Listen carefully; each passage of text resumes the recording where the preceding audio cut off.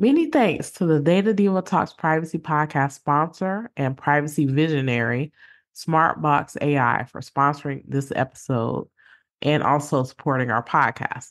Smartbox AI, named British AI Company of the Year, provides cutting edge AI helping privacy and technology experts uniquely master their data request challenges and make it easier to comply with global data protection requirements, FOIA requests, and various U.S. state privacy regulations.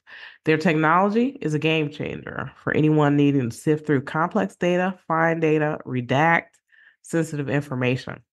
With clients across North America and Europe, and a major partnership with Xerox, Smartbox AI is bringing their data expertise right to your doorstep, offering insights into navigating the complex world of global data laws.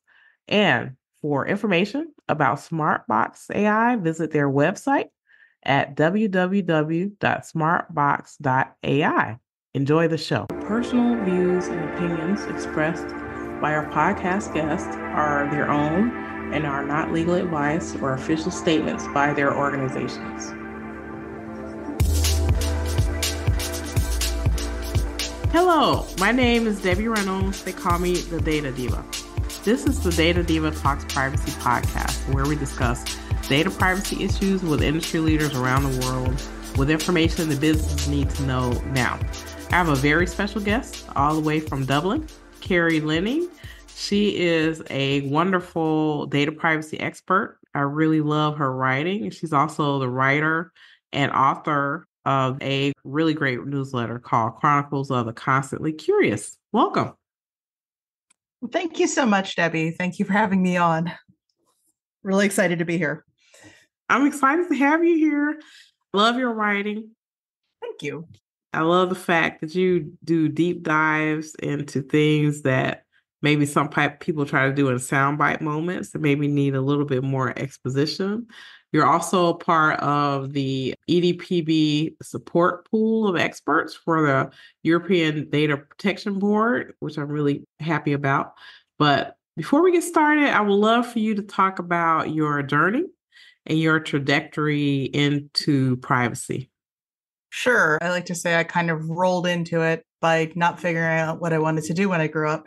So I started out as a lawyer. I went in originally with this grand notion that I wanted to go help people who were involved in crimes, and particularly hacking and tech-related, tech-adjacent crimes, and realized very quickly that wasn't really for me. And when I got out of law school, I had notions, as they say here in Ireland, and I did stick with tech and IP.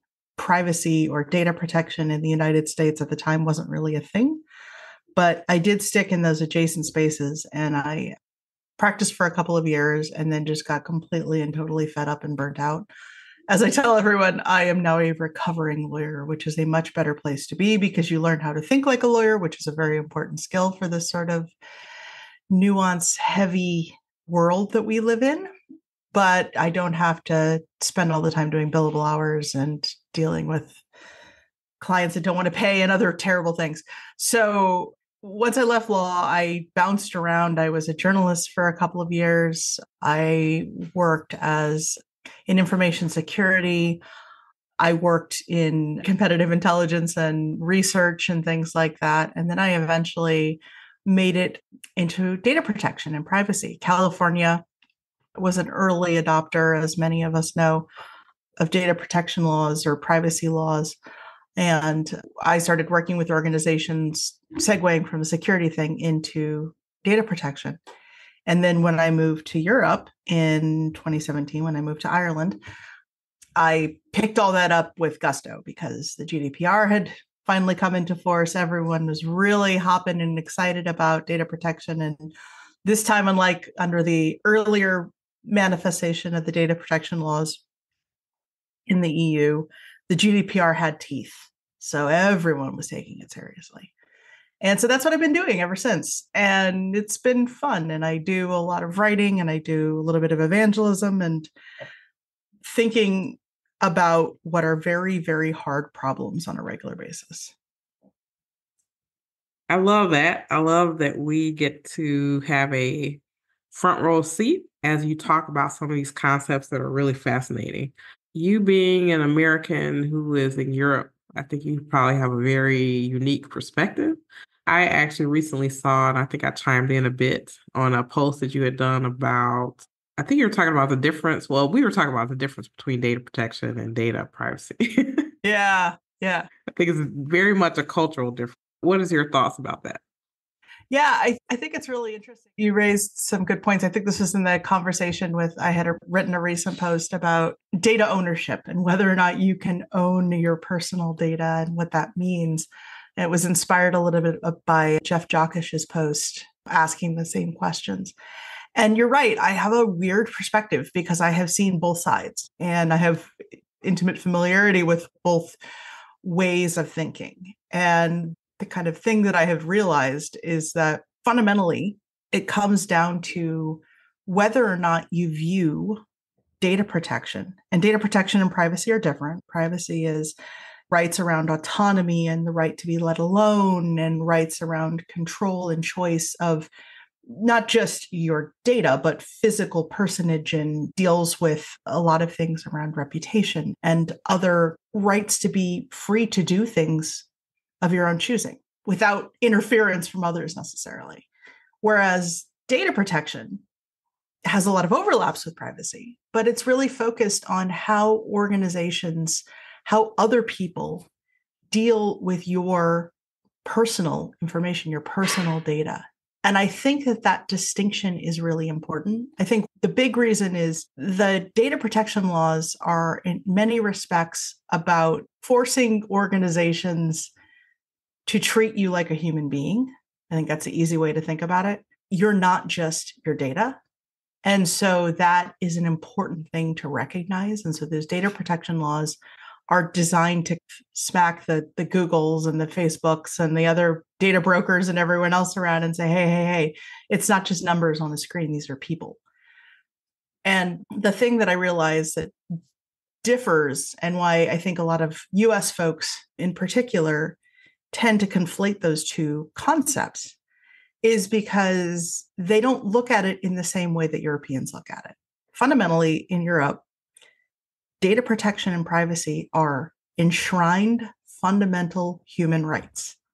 It's like the First Amendment in America, the right to speech and association and religion.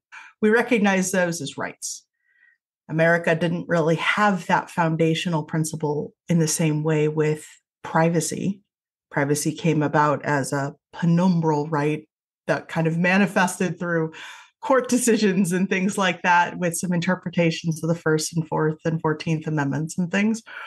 But it wasn't a recognized, codified right in that way. What's happened is a lot of the case law has taken the approach of privacy being a thing grounded in tort or grounded in consumer protections, protecting you against harms, which is important, but not recognizing it as a fundamental, intrinsic to being kind of a thing.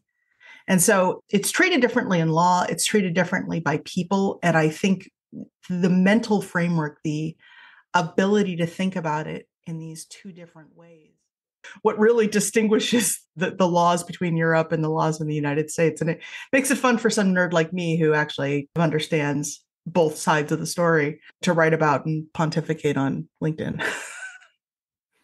Perfect. You touched on the initial post that got us chatting about data protection and data privacy, but the initial post you were talking about was around data ownership, which was amazing. Let's talk about that.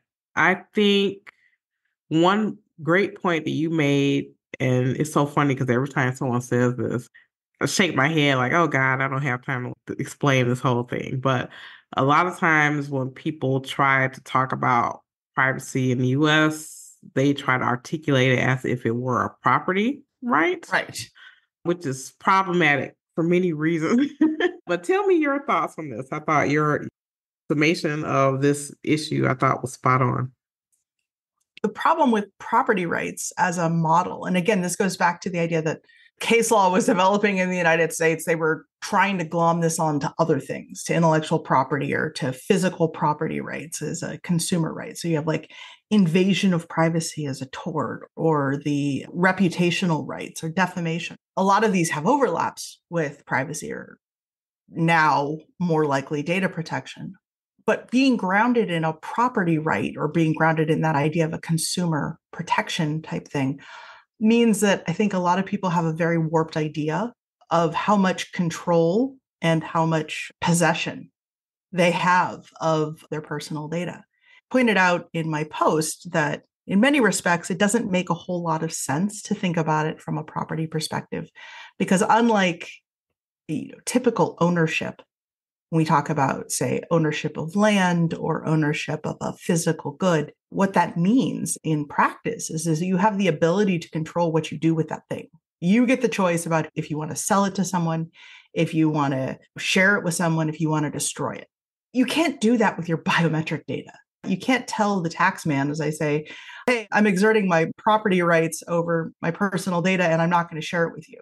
The IRS will just laugh at you and tell you to go to hell. That understanding makes the property right argument, makes the idea of ownership as such a non-existent thing. A lot of people have the idea, picked on Jeff a little bit here with the post, but Jeff is actually pretty nuanced about it. A lot of folks have a very, very almost libertarian position about this property right. Like they think that they really can just consent to things, or that they should have the ability to monetize their data. And the way I always look at it is, okay, that might work if you're just talking about Facebook or you're talking about some service. Becomes increasingly more challenging when you're talking about all the other myriad times where our personal data is being used by others. I use an example of opinions, for instance. In GDPR land, we think of personal data very broadly. Anything that identifies or can identify a living person or a natural person. And that's really broad. That's way broader than most conceptions of PII in the United States. It's covering things like inferences. It's covering things like opinion. It's covering statements made by others about you. Because if it's a decision or if it's some kind of a statement being made about you, that can be personal to you. That can identify you. And unfortunately, or fortunately, probably, depending on what world you live in, you don't have rights to people's thoughts. You don't have rights to inferences that people might make about you. If I decide that I don't like how Sally looks and I don't want her to be my friend, there's personal data about her that I'm making a decision around, but she doesn't have any ownership right to that. She doesn't have any control over that. And the GDPR kind of recognizes that. The GDPR understands that these rights are not absolute. And the control model or the ownership model, I think sometimes misses that quite a bit. Now, to be fair, I have some counterparts in Europe that also seem to miss that bit as well. So it's not just like I'm picking on the United States here. There's definitely some privacy absolutist folks out in the world. They're thinking a little bit prescriptively. Yeah. Well, you're segueing into a point I definitely want to talk about, which is privacy absolutism. In two ways. One, the thought that somehow that privacy is an absolute right, which is not true. And then the other part is kind of the churchiness of privacy, where some people have to come, like from Moses from on high with all these rules, and only they can interpret it and things like that. So, two different ways to think about absolutism. What are your thoughts? In an earlier post, I talked about GDPR myths that persist, and that's one of those myths was the idea of data protection or privacy is an absolute. Again, full control over your data. And there are a lot of absolutists out there. And the absolutism sometimes comes from a good place, if that makes sense. There is the ideal versus the real. A lot of people, I think, in the advocacy kind of live in the ideal. And that's good. We do need those people. We do need to move the needle towards our better angels, as they would say. But we also need to be kind of pragmatic about the fact that we live in a world with 8 billion people and our rights bump up against one another's all the time. And you cannot have one person's right be supreme over others, because those are the kinds of like totalitarian or evil dystopian nightmare type scenarios that most of us don't want. And I don't think anyone actually wants that. And so recognizing that balance and recognizing how that needs to play out in practice is really, really important. There's the other problem of absolutism that comes from just a lack of fundamental understanding about things. I talked in my myths article, the idea of consent being your only man, right? If you think that all data protection or all rights to your personal data should be grounded in consent, you're going to think that you can revoke consent for everything. And that's just not real. That's not a thing. And so the law, at least the GDPR, recognizes that there are boundaries, that there are points where no, you don't have an absolute right to delete your data. You don't have an absolute right to access to everything. That's different than what a lot of controllers or organizations do share with people. They're not necessarily doing it right either, but it's not absolute. These are all balances. These are all give and take. I'm kind of with you. I want to move away from the church of on high holy data protection beliefs as much as possible towards something that's more grounded in reality and pragmatism, and thinking about the fact that these are hard problems and don't have simple binary solutions. Absolutely.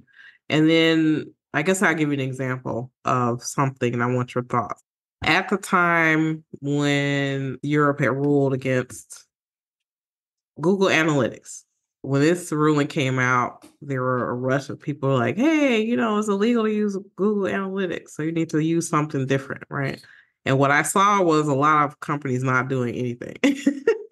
Right. I think part of that pragmatism, I think, needs to be realizing that companies make choices, whether you like them or not. And then you as a consumer can definitely make a choice based on the companies that you want to support. But just because a ruling came down about a particular application doesn't mean that companies are going to rush to change to something else. What are your thoughts?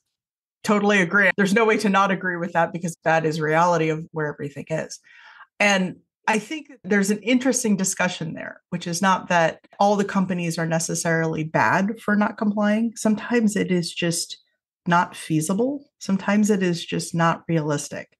And sometimes, to be honest, especially the Google Analytics cases were troubling because they were absolutist. They were just purely absolutist. Yes, in the strict sense, these companies were violating the law because they were transmitting IP address information in cookies and things like that to the United States. And at that time, there was no adequacy arrangement, and there was standard contractual clauses were a bit of a mess, and all these other things because of the past Schrems 2 decision.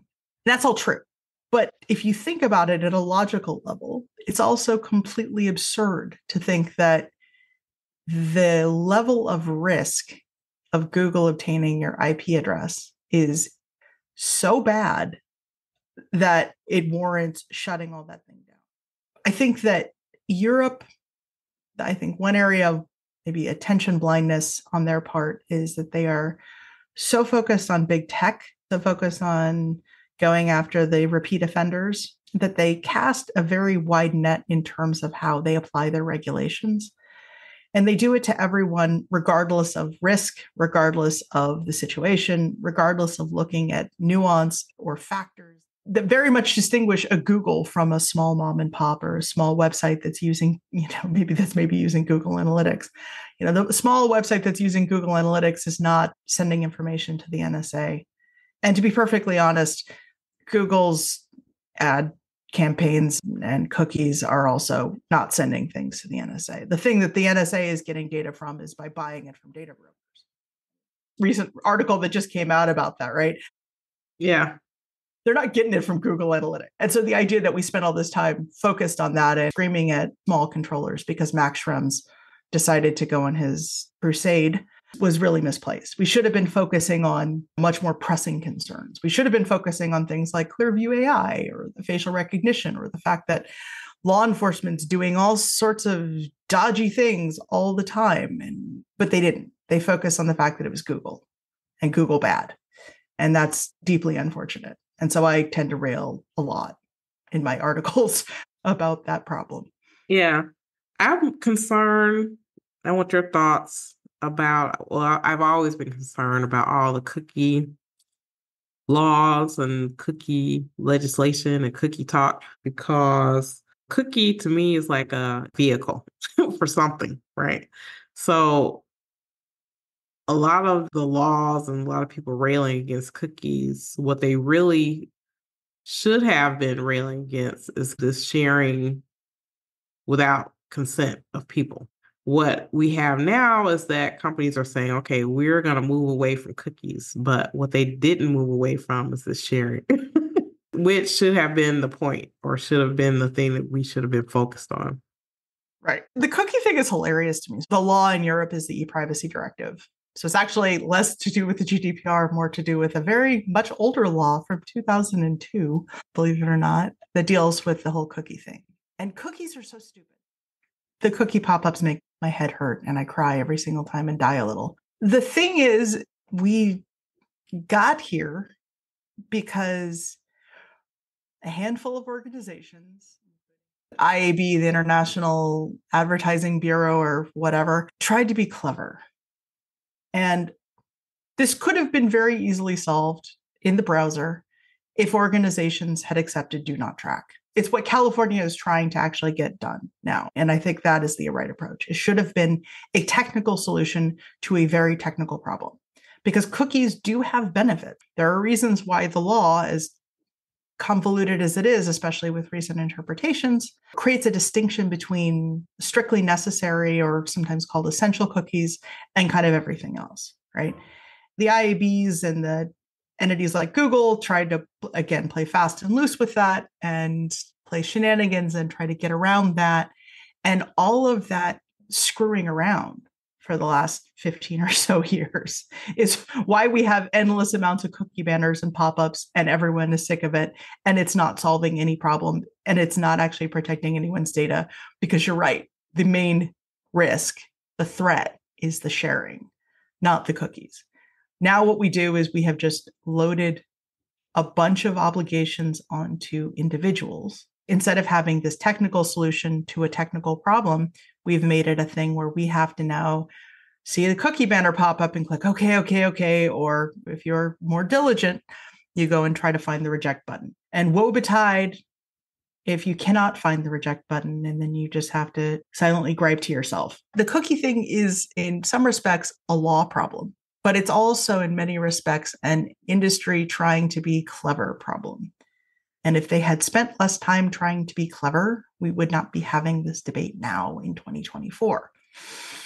So that's my thoughts on cookies.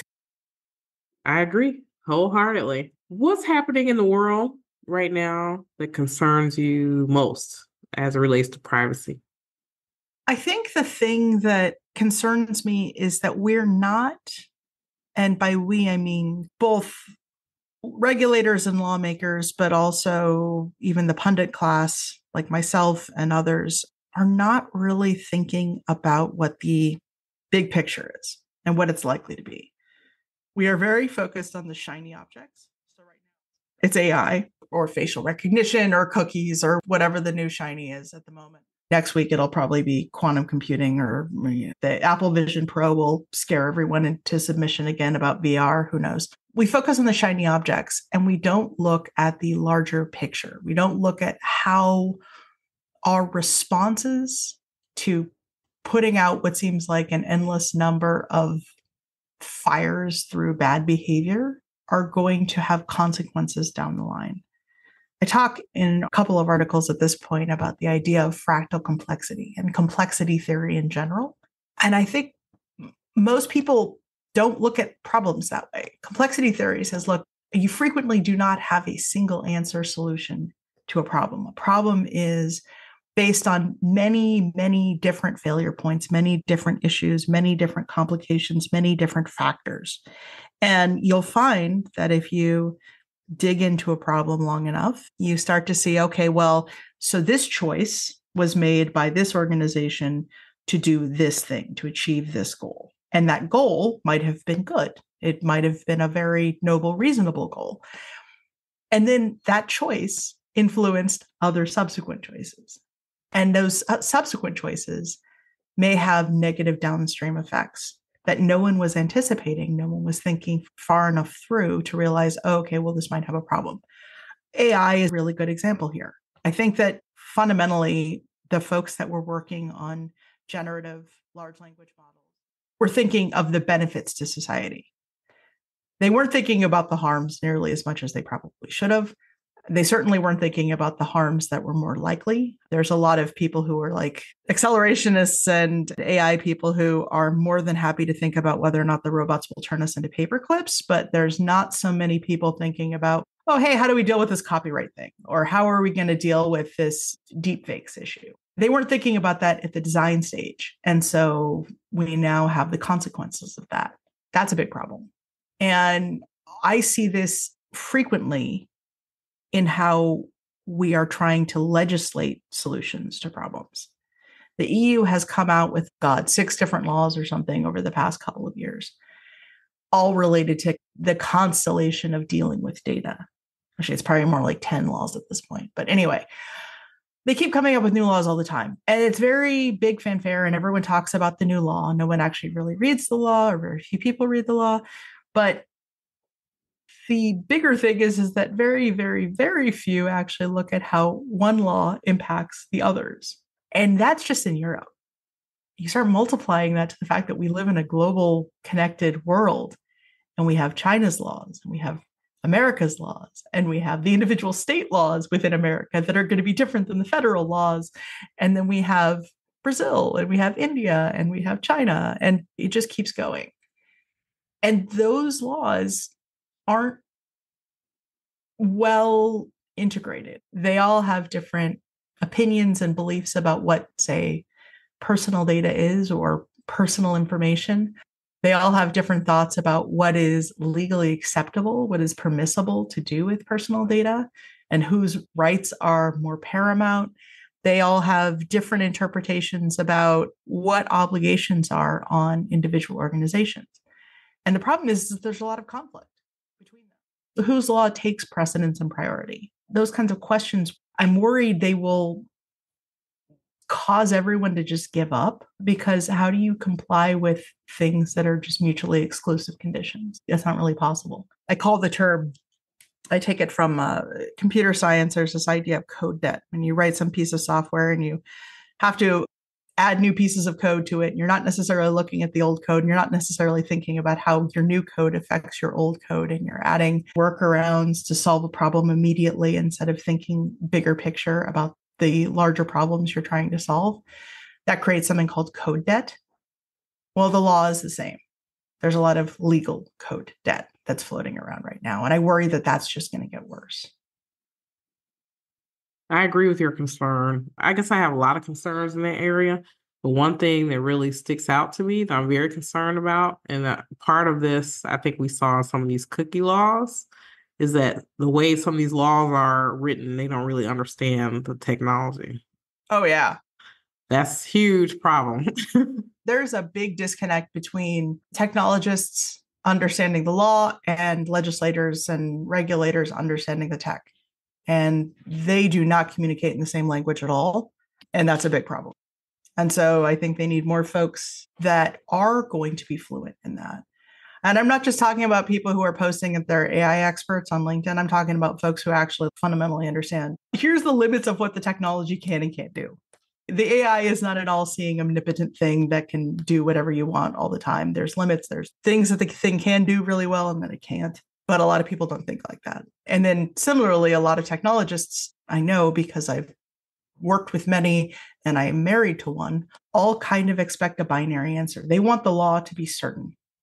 Because computers can be certain, sort of. You can, at least in context, get a binary answer, a 0 or a 1. Not everywhere, not all the time, but you can get a little bit more certainty in a lot of things.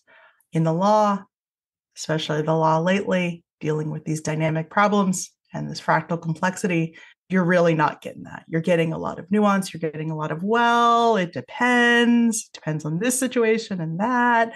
And engineers hate that. It's never going to be a happy world until we start getting more folks who can translate between those two universes and try to explain and smooth over the uncertainty and the problems that exist with that. I agree with that. I want your thoughts about complexity. So you brought it up a bit. I want to talk about complexity as it relates to the enterprise. Okay. I feel like a lot of companies are run, maybe this is the way people used to do MBAs where they teach you how to run a company, right? Where's like Santa's workshop and everybody has their own little thing that they do, right? And then at the end, some magic toy comes out at the end. But I feel like the complexity of computing is such, especially around the way companies handle data, that if you're thinking about it in terms of Santa's workshop type of deal where someone has their blinders on, they only do one thing, they don't understand all the different ways the data is used in the organization. I think companies like that are going to be in big trouble. What are your thoughts?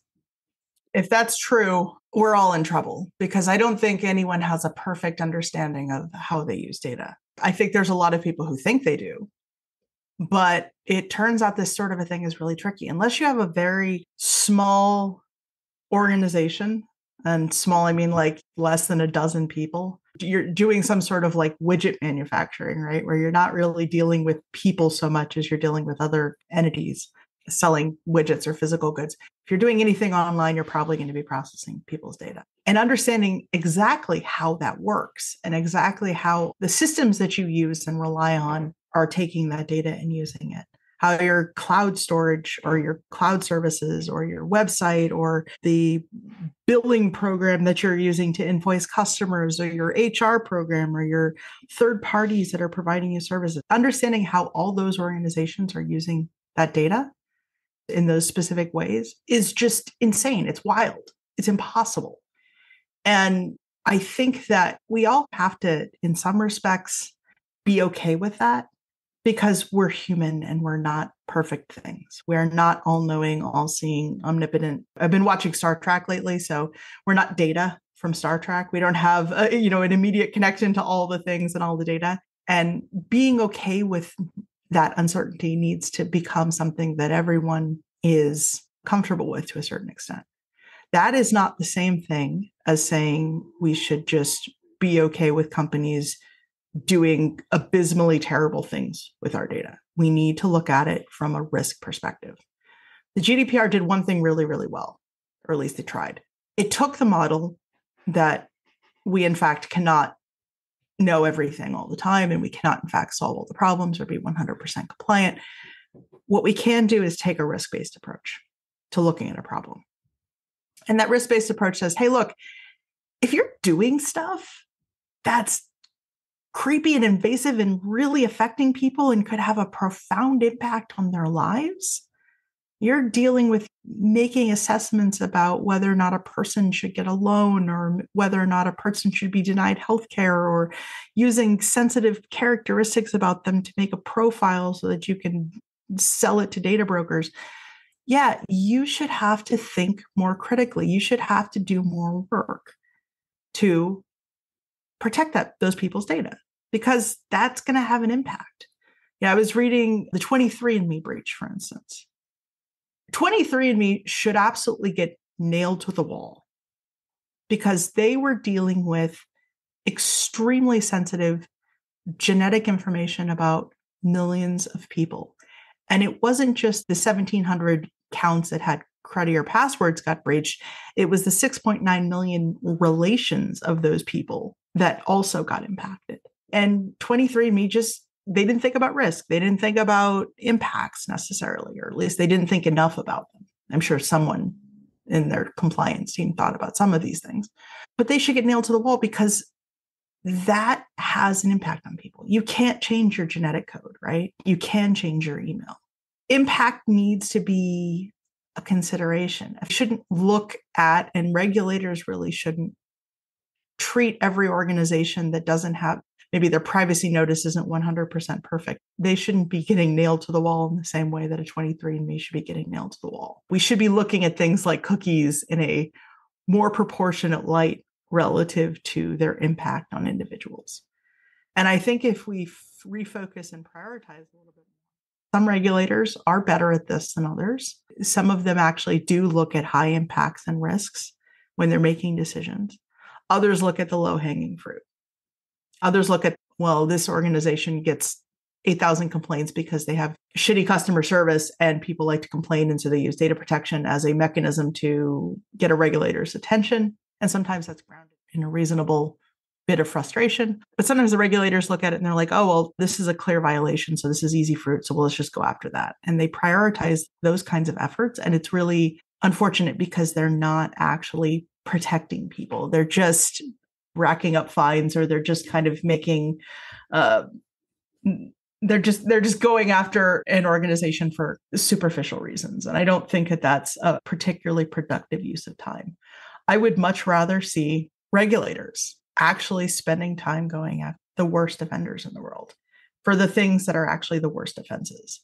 I would have loved to have seen more action against the Cambridge Analytica thing, more actual concrete response to the Cambridge Analytica thing. We had the decision in the United States, but not really so much in Europe. Meta has been getting beaten down over what are, in my opinion, much smaller, less impactful to individuals' rights and freedoms kinds of things. And that's unfortunate. So if you were the world, according to you, Carey, and we did everything you said, what would be your wish for privacy anywhere in the world, whether that be law, technology, or human behavior? If I could just get people to stop being crappy to each other, that would be great. But I think in a more pragmatic sense, I would love it if we started to develop laws that were thinking along the lines of global standards and global agreements that could be done more like treaties than individual nation state laws, at least around these very global enterprises. My legal code debt article really goes into this in a lot of depth, but I really do see this as going to be a thing that will cripple a lot of organizations, a lot of industries, or worse, it will lead to people just giving up and throwing up their hands and the loss of privacy and data protection because you can't comply with all of these conflicting things. I would love to see all the laws stuck together and we try to make sense of definitions and terms of art and things. And so we all agree on a common standard. I joked in one of my articles that I found out a fact that my mom sent a package for Christmas to me. And I always tell my mom never to send packages to Ireland because it's a disaster. And this time it was absolutely a disaster. The package she sent sat in Jamaica for like a month and no one knew where it was. And I was deeply frustrated because Ireland didn't know where it was. The United States didn't know where it was. No one knew where anything was. And I was on the phone with a customer service person for On Post, which is the Irish post office. And he says, oh, well, we need to get the postal union involved. And I'm like, the what? Postal union? I thought he was blowing smoke out me. And it turns out that there is a universal postal union that was formed in like 1860 or something. It's one of the oldest intergovernmental entities that has existed. And what was fascinating about that is that the evolution of the postal union was to solve a global problem. It was designed to deal with the fact that tracking and getting payments for tariffs and all these other things for mail was really hard when you were shipping it across countries and continents. And so countries got together and they said, all right, well, we need to set up a common set of standards. We need to set up a common set of rules, baselines of what we want. And I would love to see privacy and data protection go in that direction. I would love to see the United States get on board and actually recognize human rights, for one, and that includes a right to data protection and privacy. I would love to see countries start to develop common standards. The GDPR is a good start for a lot of things. There are parts of US laws that are really, really good starts for other things. I would love to see people come together and actually come up with something that people could follow, a baseline, a common framework. The UPU of data protection would be really nice because I think then we would actually start to see behavioral change because then it would be discernible and it could be something that's actually achievable. Right now, it's just a mess. I want it to be a little bit more clear for everyone. So that's what I would do if I was queen for a day or whatever for data protection. I love that. That's something I wish too. Before the GDPR came out, I thought, it may be foolish of me, then maybe someone in The Hague would decide that they want to do something internationally about data protection, and that never happened. But there was like Convention 108. I think there were efforts to get human rights as a concept. And I think that's a foundational approach. You really do need to change the narrative on that, because otherwise we're not going to get anywhere. I agree. There were efforts, but yeah, I think it's just really hard to get countries to support this sort of a thing. It's all political now, and even worse than it was in the 50s and 60s and 70s. Yeah. Well, we'll move forward and definitely keep fighting for this. Is a worthwhile endeavor for sure. Hope so. Or I'll just go crazy and then I'll be gibbering to myself with my cats. It'll be great. Oh, wow. Well, thank you so much for joining. I really appreciate it. Always illuminating. And definitely for anyone, check out Carey's Chronicles of the Constantly Curious on Substack. It's wonderful. Thank you, Debbie, so much. I appreciate you for having me on, and I loved having the conversation. It's always fun. Thank you so much. I'll talk to you soon. Talk to you soon. Bye-bye.